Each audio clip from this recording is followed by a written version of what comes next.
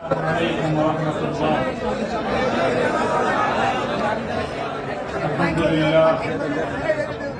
الحمد لله نحمده ونستعينه ونستغفره ونؤمن به ونتوكل عليه ونشهد أن لا إله إلا الله وحده لا شريك له ونشهد أن سيدنا ومولانا محمدا عبده ورسوله صلى الله تعالى عليه وعلى آله وأصحابه وبارك وسلم.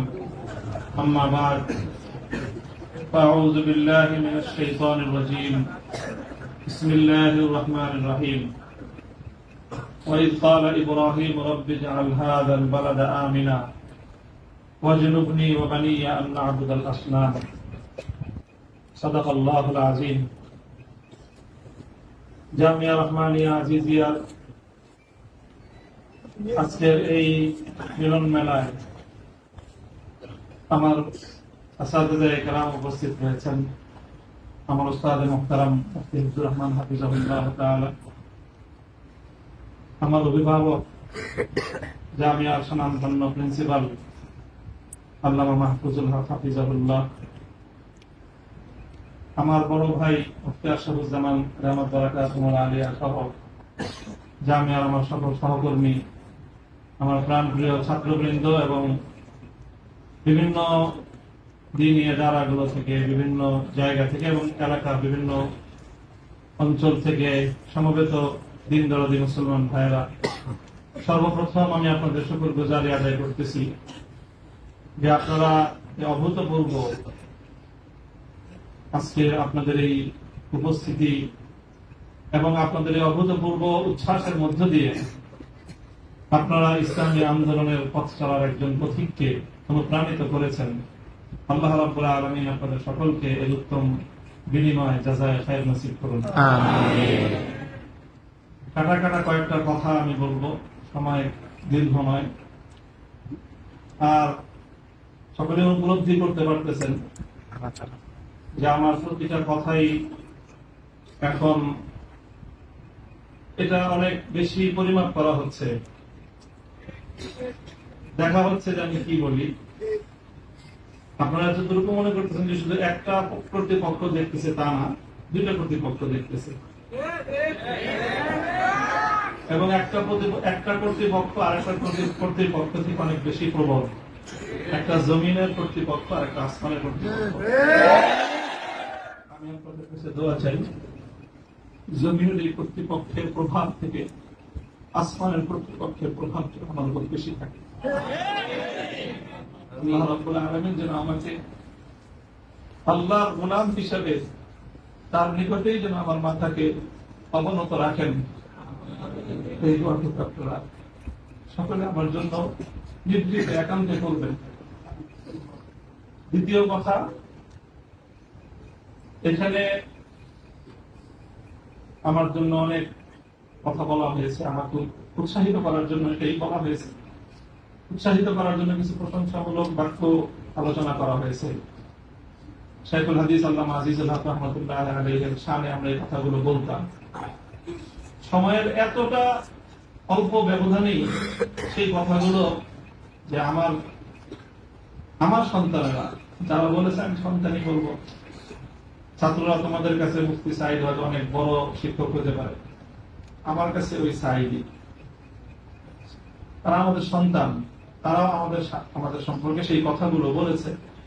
শাইখুল হাদিস রাহমাতুল্লাহ আলাইহি বলতেন যে এই কথাগুলোকে প্রশংসামূলক কথা নয়, বরং আমি কালিমাত দোয়াইয়া, দোয়ার বাণী হিসেবে, দোয়ার কথা হিসেবে আমি বরণ করে নিলাম। আল্লাহ পাক আমার সন্তানদের, আমার সহকর্মীদের, তাদের এই কথাগুলোকে যেন আল্লাহ আমার হাতে, আমার ক্ষেত্রে দোয়া হিসেবে আল্লাহ কবুল করেন। এই কথার মধ্যে একটা কথা এসেছে, সেটা হলো প্রতি ফোঁটা জুলুমের প্রতিশোধ গ্রহণ করার কথা। আমি এই কথাটা একদিকে প্রত্যাখ্যানও করি, আবার আরেকদিকে সমর্থনও করি। প্রত্যাখ্যান করি এইভাবে যে এটা যাদের আদর্শ অনুসরণে আমাদের এই জুলুমকে বরণ করা, আমাদের এই কারাভোগ, আমাদের এই কারাবরণ, আমরা এই শব্দগুলি বেশি বলি। কি বললাম? কারাভোগ, কারাবরণ। কারা নির্যাতন তো বলবো যত কম বলা যায়। কারা নির্যাতন নয়, আসলে তো এটা কারা বরণ। আমরা তো জেনে বুঝেই এই পথে পা বাড়িয়েছি। কেউ যদি মনে করে থাকে যে আমরা জানি না, তাহলে এটা তাদের মিস ইনফরমেশন। আমরা জানি আমাদের এই পথে চলতে গেলে এই পথটা কুসুমাস্তীর্ণ নয়। এ পথে লাল গালিচা থাকে, কখনো কখনো প্রতীকী অর্থে লাল গালিচা থাকে। তবে সেই লাল গালিচার লালিমাটা যতটা না গালিচার রং দিয়ে লাল হয়, তার চেয়ে বেশি লাল হয় ভাইয়ের শাহাদাতের রক্তের মাধ্যমে। শাহাদাতের রক্তের নজরানা দিয়ে আমরা সেই পথে ইনশাআল্লাহ পৌঁছবো। যে পথে শাপলা চত্বরের ভাইয়েরা শাহাদাতের রক্ত দিয়েছে, যে পথে আমার হাফাজের সন্তানেরা শাহাদাতের রক্ত দিয়েছেন, যে পথে আমার বিবাড়িয়ার ব্রাহ্মণ শহীদ বাড়িয়ার বীর শহীদারেরা যে পথে আত্মত্যাগ স্বীকার করেছেন, আমরা তাদের সে পথকে ভুলব না। তাদের সেই শাহাদাতকে আমরা কোন সময় সেই শাহাদাত অস্বীকার করার কোন প্রবণতা করে এক মুহূর্তের জন্য বরদাস্ত করব। শহীদ হয়েছে আমার ভাই, সরি বলেন, বাংলায় না বলতে চান দুঃখিত। দুঃখিত যদি বলতে না চান, আপনাদের প্রিয় ভাষা ইংলিশেই বলেন, তবে কি বলেন? সরি বলেন। সে রক্তকে অস্বীকার করার চেষ্টা করবেন না। শাহাদাতের শহীদের রক্তের সঙ্গে গদ্দারি করার মতো সেই বেঈমান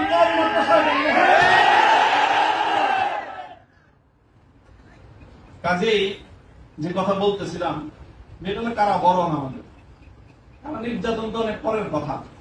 আল্লাহ পাক রব্বুল আলামিন কারা এই কষ্ট থেকে আমাদের সকলকে হেফাজত করেন। প্রতিশোধের যে কথাটা, সেটা আমরা তো পয়গম্বর আলাইহিস সালামের অনুসারী। নবী ইউসুফ আলাইহিস সালামের সেই বাণী, লা তাসরিবা আলাইকুমুল ইয়াউম, গতকালকে আমি বলেছি, আজও বলছি, আমরা কোনো প্রতিশোধ গ্রহণ করি নাই, করতে চাই না। করার প্রবণতা কখনো যদি আমাদের মন থেকে উদ্গত হয়, সেটা হলো ইন্নামা যালিকা মিন্নী ওয়া মিনাশ শাইতান, শয়তানের প্ররোচনায় কখনো হয়তো আমরা ব্যক্তিগত আক্রোশে প্রতিশোধের কথা বলে থাকতে পারি, কিন্তু আমরা প্রতিশোধ পরায়ণ নই। এই হিসাবে আমি প্রতিশোধের এই শব্দকে প্রত্যাখ্যান করলাম। তবে অন্য আরেক অর্থে আমি প্রতিশোধের শব্দকে সমর্থন করছি। শুধু সমর্থন নয়, বরং আমি আমার পুনর্ব্যক্ত করছি যে আমরা প্রতিশোধ নিব। আমাদের সেই প্রতিশোধ হবে সেই প্রতিশোধ, যে প্রতিশোধ হিজরতের আগ পর্যন্ত 12 বছরের জুলুম এবং নির্যাতনের প্রতিশোধ মক্কা বিজয়ের মাধ্যমে আল্লাহ নবী গ্রহণ করেছেন। আল্লাহ নবী মক্কা বিজয়ের পরে সেই সকল অপরাধীদেরকে ক্ষমা করার মধ্য দিয়ে, সেই জমিনে আল্লাহর দ্বীনের ঝান্ডা সমুন্নত করার মধ্য দিয়ে মধুর প্রতিশোধ নিয়েছিলেন। আমি আবার বলছি, এদেশে ভাড়াটিয়া থাকবো না, ভাড়াটিয়া হিসেবে থাকবো না। এই জমিনের মালিকানা সূত্রে এদেশে বসবাস করি। এই জমিনকে আল্লাহর জন্য মুক্ত করেই ছাড়বো ইনশাআল্লাহ। আল্লাহর দ্বীনের বিজয়, সেটাই হবে আমাদের পরম প্রতিশোধ। এবং আমাদের যারা আমাদেরকে শত্রু ভেবে আমাদেরকে নিঃশেষ করার চেষ্টা করেছে, অপমান করার চেষ্টা করেছে, আমরা তাদেরকে সম্মানিত করে প্রতিশোধ, আমরা তাদেরকে আদর্শের সোনালী পথে বরণ করে নেওয়ার মধ্য দিয়েই আমরা ইনশাআল্লাহ আমাদের আদর্শের বিজয়ের প্রতিশোধ গ্রহণ করব। আল্লাহ রাব্বুল আলামিন আমাদেরকে সে তৌফিক দান করুন। আরেকটা কথা বলা হয়েছে, অনেকের কথার মধ্যে আসছে যে একটা ভবনের আলোচনা। এই ভবনটার গুরুত্ব একসময় আমার কাছেও খুব ছিল, 3 বছর আগেও খুব ছিল। যখন শুনলাম যে ভবনটা চলে যাচ্ছে, আমি তখন সর্বপ্রথম সালাতুল হাজাত করে দোয়া করেছিলাম যে আল্লাহ যেন খায়রাত ফয়সালা করেন। আর এরপরে এখন আমার অনুভূতিটা হলো যে এরকম ভবন না থাকাই ভালো। না থাকা ভালো কেন? দস্তারে না দারে মা গমে পেয়েছে না দারে, মা হেয়েছে না দারে গমে হেয়েছে না দারে। এইরকম ভবন টবন থাকলে এগুলোকে রক্ষা করার জন্য ডানে বামে অনেক কিছু তাকানোর প্রয়োজন হয়।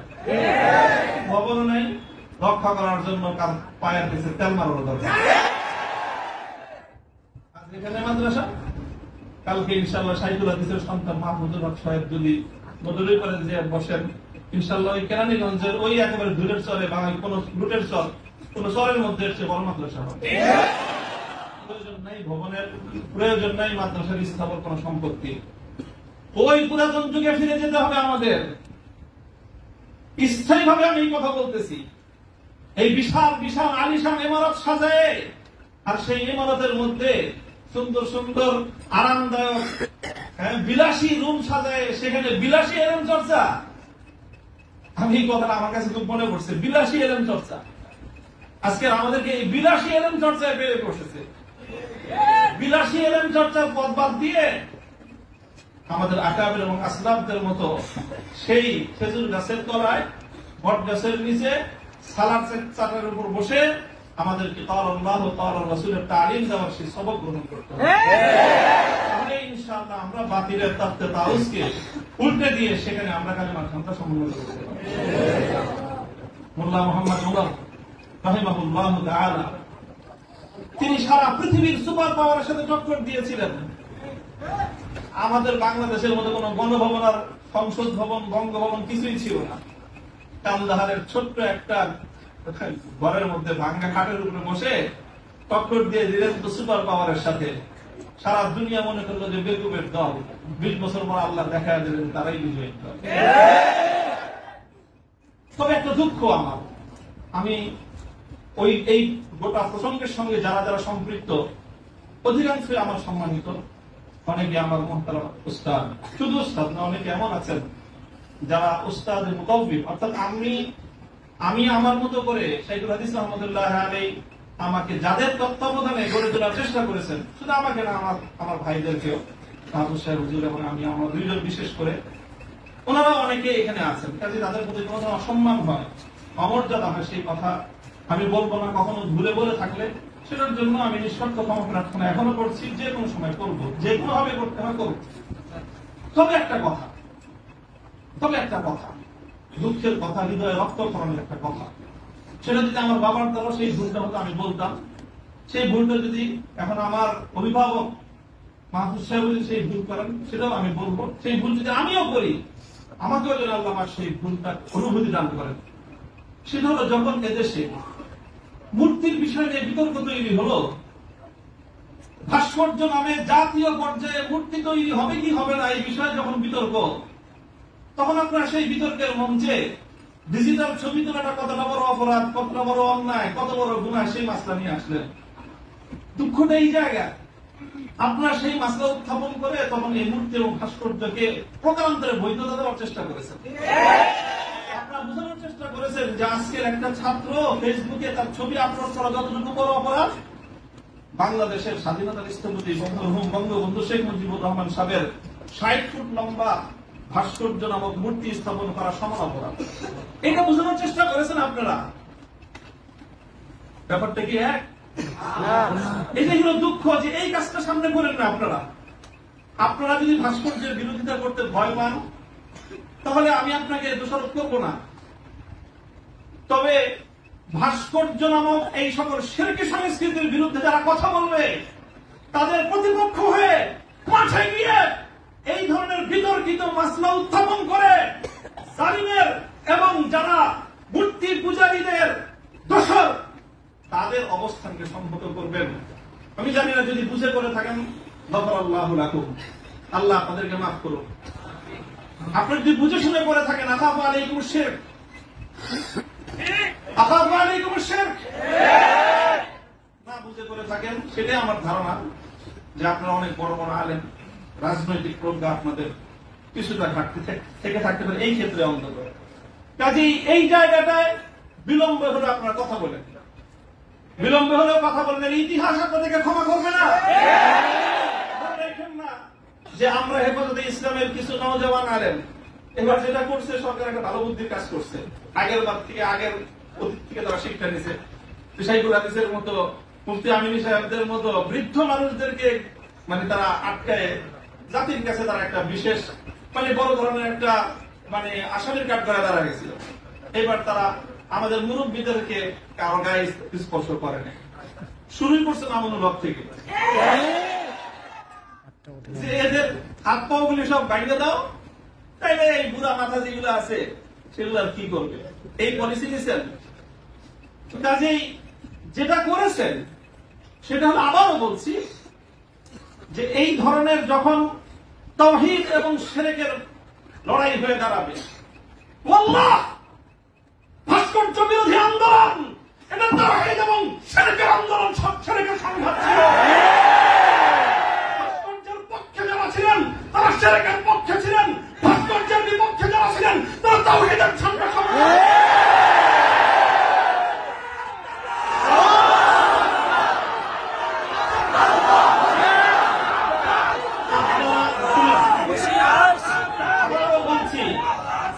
ভাস্কর্যের পক্ষ বিপক্ষের এই লড়াইকে একজন মরহুম মুসলিম নেতা, মরহুম বঙ্গবন্ধু শেখ মুজিবুর রহমান সাহেবের ব্যক্তিত্বকে মাঝখানে এনে বিষয়টাকে ভিন্ন রং দেওয়ার চেষ্টা করা হয়েছিল।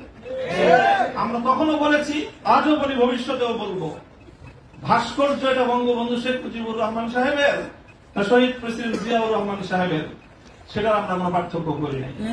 আমি একথাও বলেছি, ভাস্কর্য যদি স্বয়ং আমাদের মুসলিম জাতির পিতা খলিল ইব্রাহিম আলাইহিস সালামের হয়, তাহলে সেই ভাস্কর্যের সাথে কি আচরণ করতে হয় মুহাম্মদুর রাসূলুল্লাহ শিখিয়ে দিয়ে গেছেন। আল্লাহ রাসূল সাল্লাল্লাহু আলাইহি ওয়াসাল্লাম মক্কা বিজয়ের দিন বাইতুল্লাহ থেকে যেই মূর্তিগুলো বের করেছিলেন, যে ভাস্কর্যগুলো বের করেছিলেন, তার মধ্যে তো একটা ছিল ইব্রাহিম আলাইহিস সালামের মূর্তি। কি বলেছিলেন? কাতালাহুমুল্লাহ, আল্লাহ পাক এই মক্কাবাসীদেরকে ধ্বংস করুন, তারা খলিল ইব্রাহিম আলাইহিস সালামের মূর্তি তৈরি করেছে। আমাদের কথা আপনাদের পছন্দ হলো না, আমি বললাম যে ভাস্কর্য বানায়েন না, এটা বানালে বঙ্গবন্ধু যদি মুসলিম হয়ে মারা গিয়ে থাকেন কবরে তার শাস্তি হবে। তো আপনারা মনে করলেন আমরা বঙ্গবন্ধুর বিরুদ্ধে বললাম, আসলে বলি নাই বিরুদ্ধে। তিনি যদি, আবারও বলছি, যদি আল্লাহ তাকে ইমানের সাথে খাতমা দিয়ে থাকেন, আমি জানি না কি অবস্থায় মৃত্যু হয়েছে, সেটা কেউ বলতে পারবে না, তাহলে তার ভাস্কর্য, তার মূর্তি তৈরি করাটা এটা তার সঙ্গে চরম বিশ্বাসঘাতকতা। সর্বশেষ কথা হলো এই, খলিল ইব্রাহিম আলাইহিস সালামকে যখন এই মূর্তি বিরোধী আন্দোলনের, মূর্তি বিরোধী কার্যক্রমের পরিণামে নমরুদ কি করেছিল? অগ্নিকুণ্ডে নিক্ষেপ করেছিল, সবাই জানি আমরা। কিন্তু অগ্নিকুণ্ডে নিক্ষেপ করাটা এটা নমরুদের প্রধান শাস্তি ছিল। নমরুদ ইব্রাহিম আলাইহিস সালাম থেকে যে প্রতিশোধটা গ্রহণ করেছিল সেটা কিন্তু প্রধান এটা ছিল না, জোনাকে কি করেছে? আগুনে নিক্ষেপ করেছে। আর খলিল ইব্রাহিমকে আগুনে নিক্ষেপ করে আর কি প্রতিশোধ নেবে? যে বেটা তার প্রাণাধিক প্রিয় সুপুত্রকে আল্লাহর জন্য হাসি মুখে কোরবানি করতে চায়, তার নিজের জীবনের দাম তার কাছে আর কতটুকু, তার কি মারবে আর কি জ্বালাবে? সবচেয়ে বড় যে জঘন্য কাজটা নমরুদ করেছিল সেটা হলো ইব্রাহিম আলাইহিস সালামকে অগ্নিকুণ্ডে নিক্ষেপ করার আগে ওনাকে বিবস্ত্র করে ফেলেছিল, ওনার সারা শরীর থেকে কাপড় খুলে ফেলেছিল, বাংলায় বুঝেন নাই, উলঙ্গ করেছিল। আল্লাহ পাক রব্বুল আলামিন ইব্রাহিম আলাইহিস সালামকে জন্য একটা পুরস্কার দিলেন। সেই পুরস্কারটা আল্লাহর নবী বলেছেন, আউয়ালু মান ইউসা ইয়াউমাল কিয়ামাতি ইব্রাহিম খলিলুল্লাহ। ও ইব্রাহিম, মূর্তির বিরুদ্ধাচরণ করার কারণে মূর্তি পূজারীরা তোমার শরীর থেকে সম্মানের আব্রুর কাপড় খুলে নিয়েছে। কিয়ামতের দিন যখন সমস্ত মানুষ বিবস্ত্র থাকবে, সর্বপ্রথম আমি তুমি ইব্রাহিম খলিলকে কাপড় পরায়ে সমস্ত মানুষের সামনে সম্মানিত করব। আমার কেন জানি মনে হয়েছে আমি একজন অপরাধী, অনেক অপরাধের শেষ নাই, আমার ভুল ত্রুটির কোন শেষ নাই। ওই যে বললেন না আব্দুল বাসির 42টা মামলা, মামলার তো অভাব নাই, এই যে কোনো মামলার ফাঁসি দিতে পারেন, ফাঁসি দিতে তারা অন্য কিছু লাগে না। আদালতে দাঁড়ায় এক মহিলা আইনজীবী বলেন, আরে বিচার করার জন্য এত কিছু লাগেনি, আমাদের কত হালকা সাক্ষ্য দিয়ে আমরা মানুষের বিচার করে ফেললাম। ওপেন আদালতে বলতেছে এই কথা, বিচার করার জন্য খুব কিছু লাগে না। হত্যা মামলা কতগুলো আছে, আমরা ছিনতাই মামলা আছে, পকেট চুরির মামলা, চুরির মামলা আছে, সব মামলাই তো আছে, যে কোনো মামলা দিয়ে ফাঁসি দিয়ে দিতে পারেন। আপনারা চেষ্টা করেছেন বিবস্ত্র করতে চেষ্টা করেছেন, তবে একটা জিনিস ভালো করেছেন, আপনারা যেই কেসটাকে বিবস্ত্র করার জন্য বেছে নিয়েছেন সেই কেসটা ছিল খুব দুর্বল। আগামী 50 বছরের জন্য ওলামায়ে কেরামের বিরুদ্ধে এই ষড়যন্ত্রের দুয়ার রুদ্ধ হয়ে গেছে। আপনারা যদি এই ধরনের ষড়যন্ত্র করতে থাকেন, জাতি আবার নতুন করে বলবে, এতদিন বলতো ইউসুফ আলাইহিস সালামের বিরুদ্ধে যে ষড়যন্ত্র করছে, মামুনুল হকের বিরুদ্ধে সেই ষড়যন্ত্র, সামনে বলবে মামুনুল হকের বিরুদ্ধে যে ষড়যন্ত্র হয়েছিল, আব্দুল্লাহর বিরুদ্ধে সেই ষড়যন্ত্র। আমি আপনাদের কাছে দোয়া চাই আল্লাহ রাব্বুল আলামিন যেন আমাকে এটার বিনিময়ে ইব্রাহিম আলাইহিস সালাতু ওয়াস সালাম